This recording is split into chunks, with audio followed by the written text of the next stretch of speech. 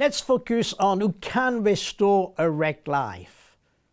Man may be able to restore a shipwreck, but only God can restore a wrecked life. Why?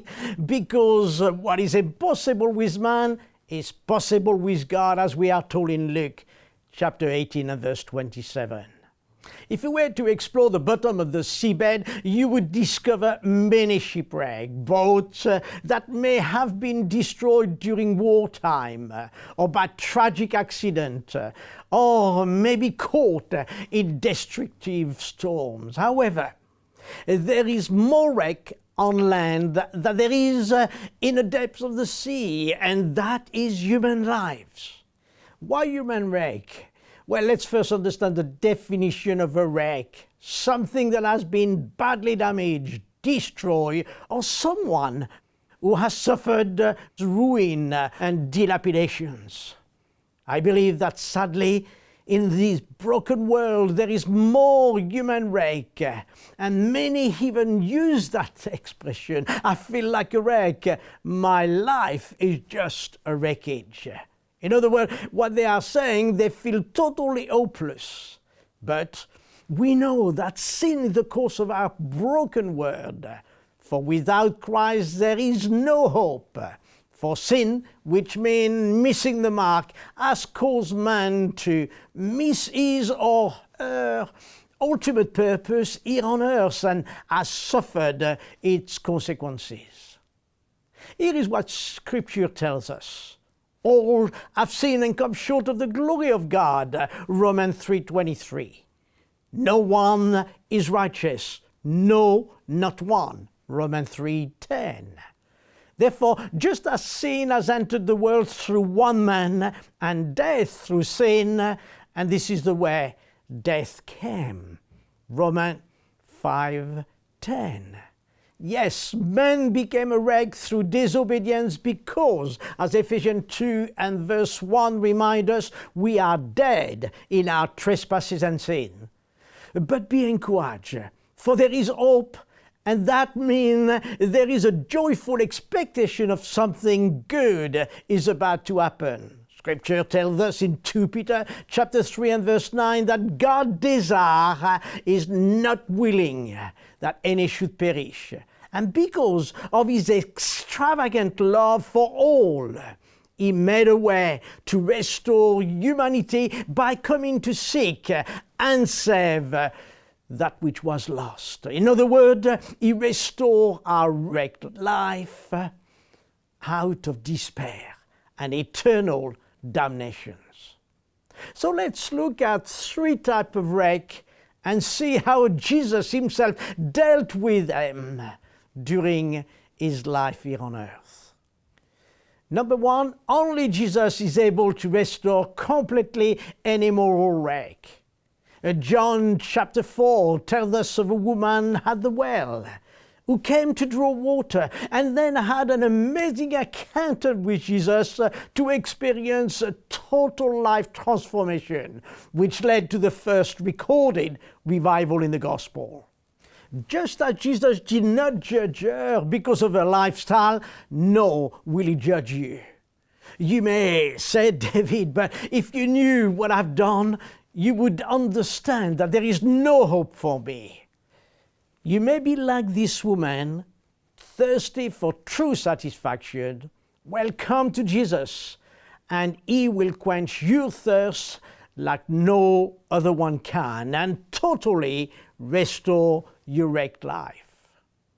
Number two, only Jesus is able to restore completely any physical wreck.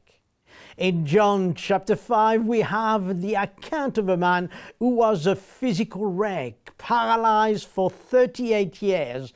And when he met Jesus, he was totally healed of his paralysis. The same compassion that Jesus demonstrated to that man is still available to you today, irrespective of how bad your physical needs are. Jesus hasn't changed. He is still the same yesterday, today, and forever. He cares for you, and He's still the divine physician, able to heal and restore you right now as you call upon his name. Number 3, only Jesus is able to restore completely any spiritual wreck. In John chapter 3, we have a man called Nicodemus, a very religious man. But he recognized that his religion only made him a spiritual wreck, and he desired to meet with Jesus. And he allowed him to restore his life from religiosity to relationship with Jesus.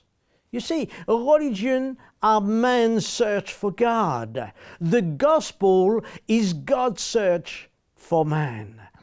There are many religions in our world today, but only one gospel.